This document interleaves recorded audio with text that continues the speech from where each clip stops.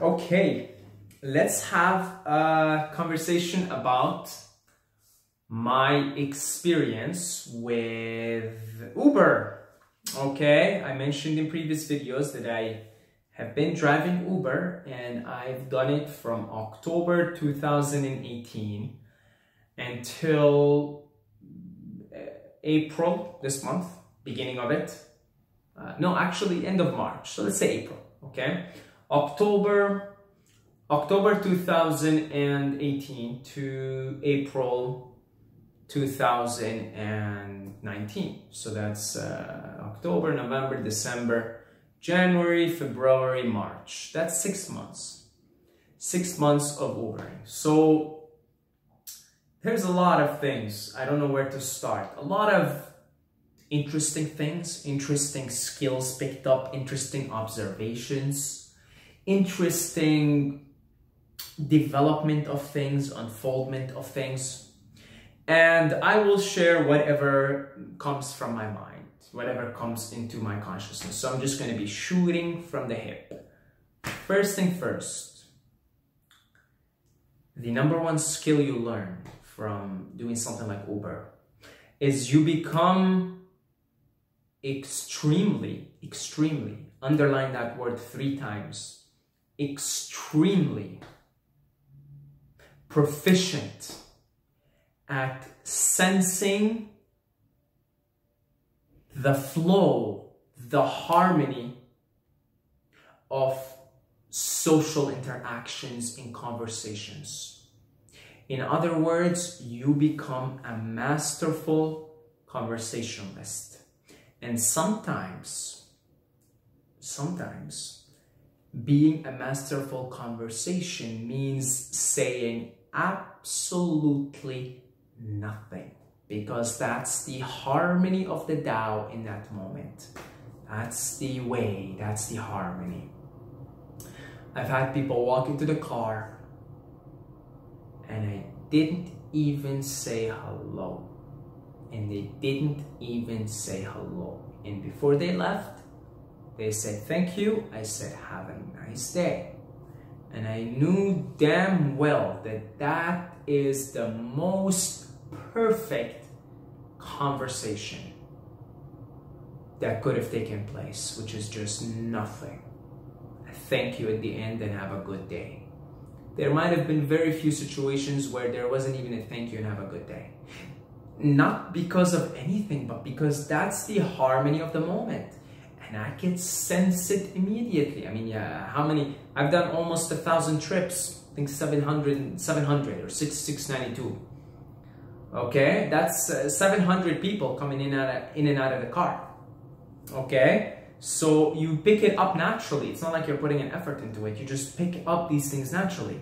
And you could just sense somebody coming into the car, and you just know that person does not want to talk right now, and you don't talk back, you don't say anything. And it's all cool, because if you tried to say something, it would be awkward.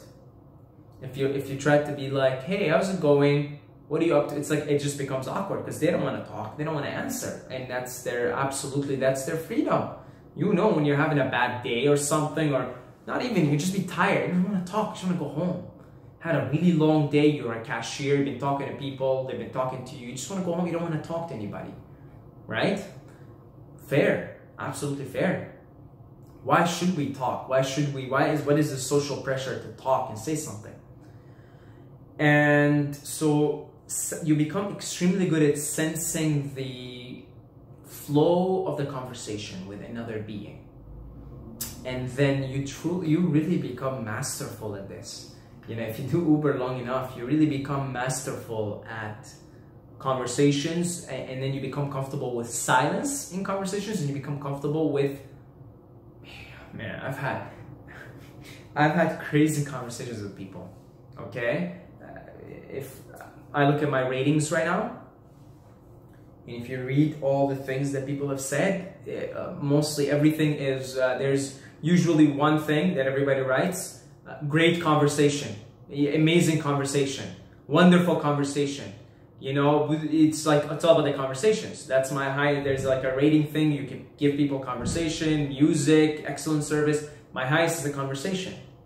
Okay, I've had crazy conversations, okay, like some enlightening shit, okay, like stuff we talk about in these videos. And I could also sense it right away. I could see the person coming in, and right away I know what's gonna happen. And my energy just naturally like takes on their energy.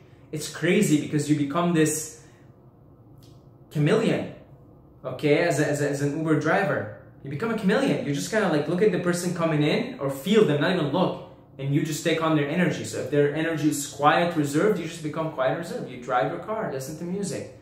The other thing compliment that I got often is music, because I played classical music, Bach, Beethoven. People loved it. Okay, there is such thing as objectively good music, that universal, that almost everybody loves. Classical music is that, my friends. And I learned that also. I learned that classical music is objectively universal. It's that music, indeed, there is something as good music and shitty music, believe it or not. You might say it's purely subjective. I don't think so. From my experience, because in the initial stages of doing Uber, I got some less than optimal ratings, like 4 stars, because people didn't like the music. Because I was just kind of playing whatever I felt like it. So I'd play, you know, whatever. Sometimes I'd play like, not rap, I never really played rap, but I'll play like rock, I'll play country, I'll play like, you know, things that are subjective. You could like them, you could not like them. But as soon as I started playing classical, not only did I get no complaints about the music, but I've got so many people. One lady, like she's in her 60s, she was going shopping. She told me this is the best Uber ride I've ever had. She just enjoyed the music so much. I had Bach playing, and she wrote it on the ratings. She said this is the best Uber to date, best Uber drive to date. So this is another thing I learned. Classical music is universal. Music is not purely subjective. There is such thing as objective. That's beauty. Remember, consciousness equals energy equals love equals light. Well, music, when you know beautiful music, that's part of it. That's objective. You know, that's objective. Love is objective. That's who you are. Okay? That's light. That's objective truth, Brahman, beauty. So there is such thing as beautiful music, and that's universal. And ever since I started playing, you know, classical, oh my God, I got so many people like in the car, wow, this is great music and this, and leaving me good comments and leaving me things about great music. So that's another thing I learned. Okay, I learned how to sense people really well, and sense the energies, and be comfortable with just being totally silent with another being, not having to say anything because there is nothing to be said. That's the harmony of the moment. And then the music thing, I learned that classical music is indeed universal. That indeed it is universally, it's just like a beautiful sunrise or sunset, or being in the mountains. You could get a criminal, like somebody who's in the darkest pits, you know, and put them in nature. And I think Hitler was a big lover of nature. So there's an example, there's a good example. He was a lover of dogs. Hitler was a lover of dogs, art, and nature. Even the most vile people in human standards still have a place in them that appreciates beauty and art and purity, because dogs are pure. And that was Hitler, because he was an artist. Because Hitler is God. Hitler is pure light. Hitler is pure consciousness. Everything is pure consciousness, and it's beauty. So it's objective. It's objective truth. So then music, then, it's not entirely subjective. There is such thing as this is good music, and this is probably shitty music. You know? So yeah, that's something I learned, because I always held the ideal that music is just subjective, you know, but it's like, no, now I know, because from experience, you know, just playing random things here and there, I got some 4 stars in the initial stages because of the music. They would write like, oh, you know, music was, you know, it could have been nice if you asked for music or whatever. But then ever since I started playing classical, I even tell people, I'm like, I don't have to ask anybody music or anything, because I know they're gonna like it. Okay? So that's another thing I learned. What else? What else? Very interesting conversations, very, very interesting people, very memorable. Very memorable. There's some people that are just so memorable in my head that I don't like, I'll probably instantly always remember them. Okay? Just very, very, very memorable conversations and people and faces. and those are, you know, just fellow souls in who I have been probably closer with in many past lives. Are just, you know, we're just hollowing at each other, saying, hey, how's it going? Good? You having a good incarnation? Yeah, me too. All right, see you later. So I always tell everybody, see you later, because, you know, where we're all gonna go. I don't know, 5, 6 lifetimes down the road, we'll probably be brothers and sisters, or lovers, or something. Okay? So yeah, it's pretty, I just kind of tell everybody, see you later. Anybody that I have like an intimate conversation with, an intimate moment with, I just say, see you later. Yeah, see you later. Okay. So, now, what are some of the, I said the pros, and oh, of course, there's a nice thing, it's like you work on your own time. That's, I think, a beautiful thing. You just turn it on whenever, turn it off whenever. You know, and during the winter months, I worked less because it was really crazy. Okay, fair enough. You know, you make your own schedule, and, you know, that's the initial reason why me and my brother got the car, because we just, like, we wanted to do this on our own timetable, and we wanted to arrange it on our own timetable, you know, so that's nice.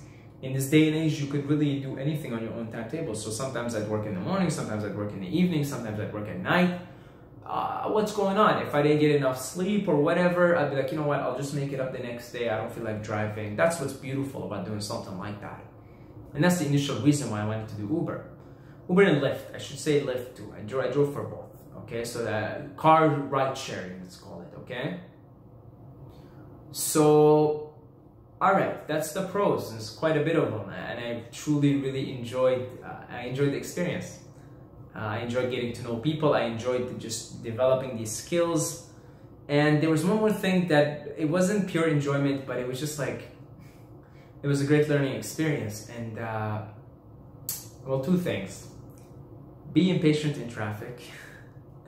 Okay. I swear to God, like, I drove for 6 months. The first 2 months, I just go into like rage, give people the middle finger. I just go into rage because I'm like, hate traffic. But it taught me to be more patient. Eventually, you just have to accept it. You're driving. What are you gonna do? You know, I didn't know at the time. Didn't know about this, teaching children online and everything. I didn't know. I was like, you're gonna have to drive Uber until you don't have to drive Uber no more. Better damn well get used to the traffic. So then eventually, I developed some patience there. And that was great.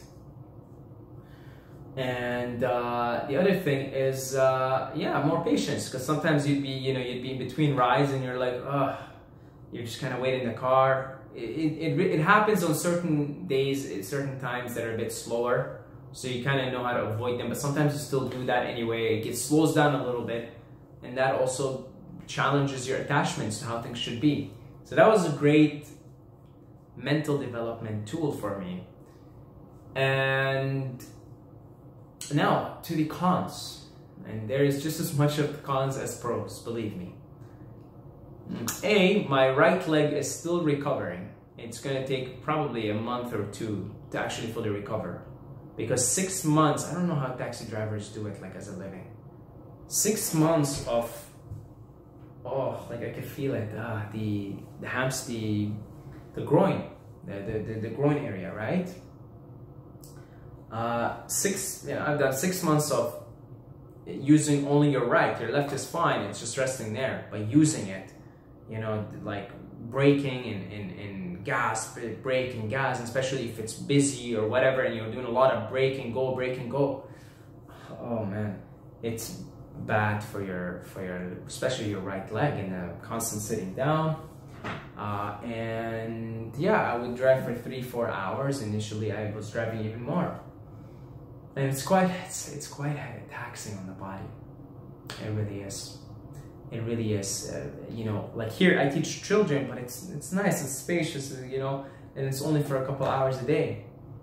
And I'm not like I'm having fun with the kids and everything, but it's just like, it's pretty dense on the body, honestly. It's stressful on the body.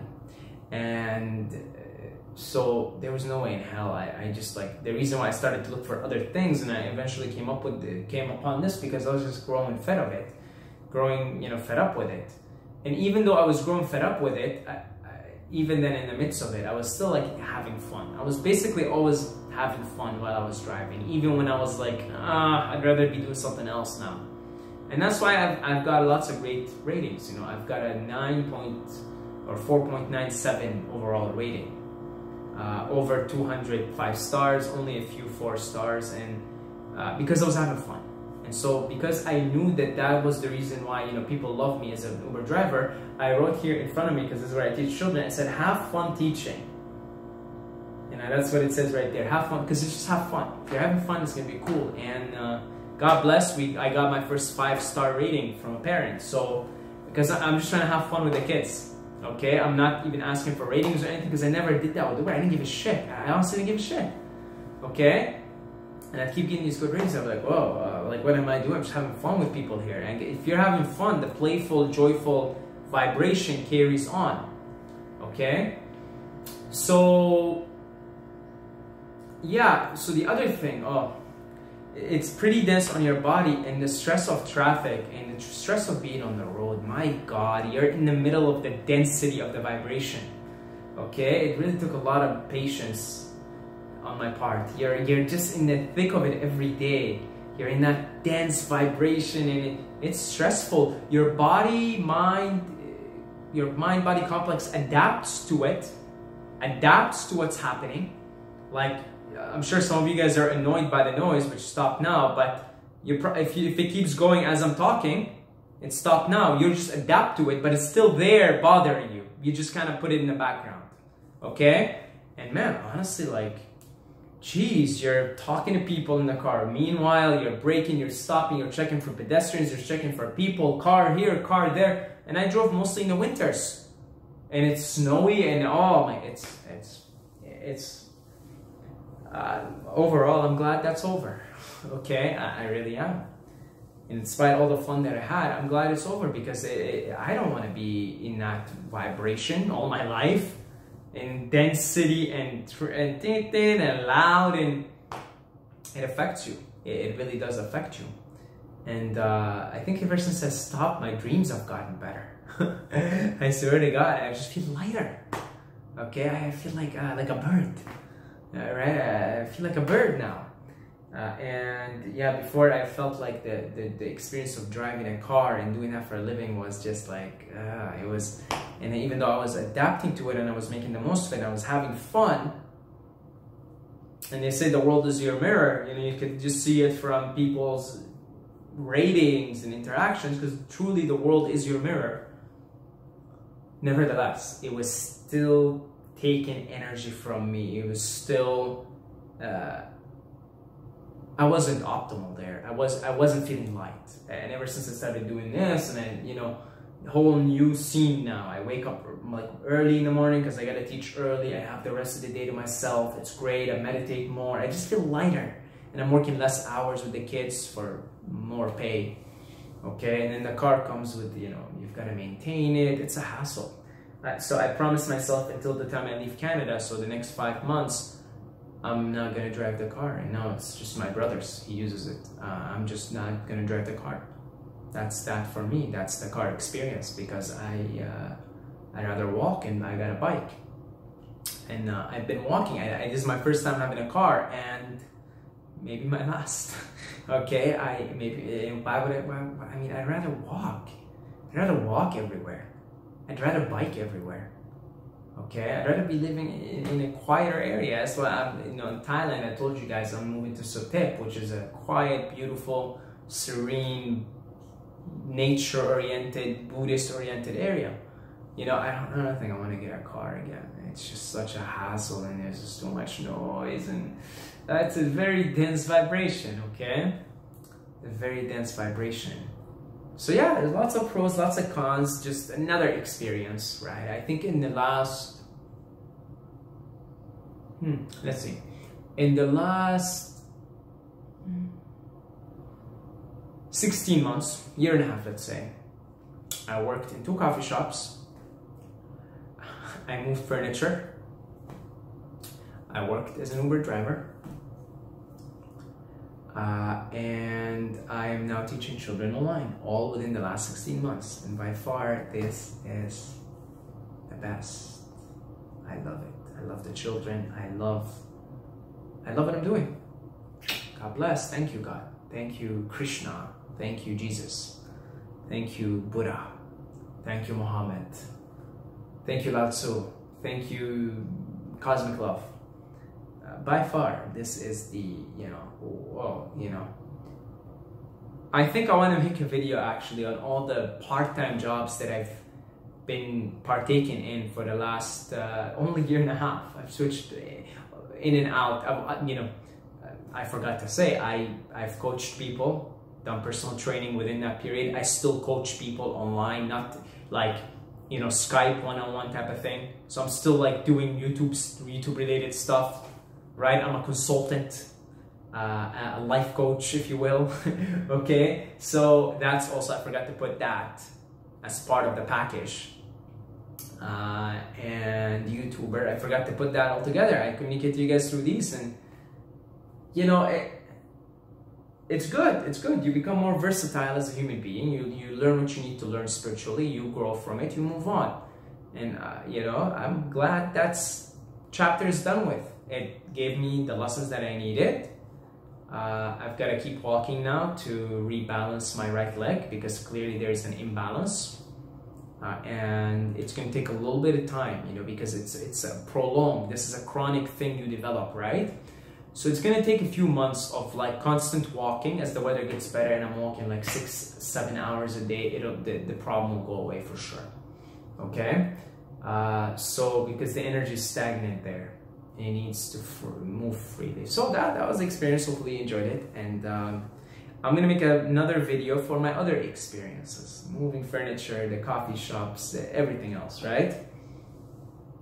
Just because you might be in a situation now where you're doing something I didn't want to drive a car.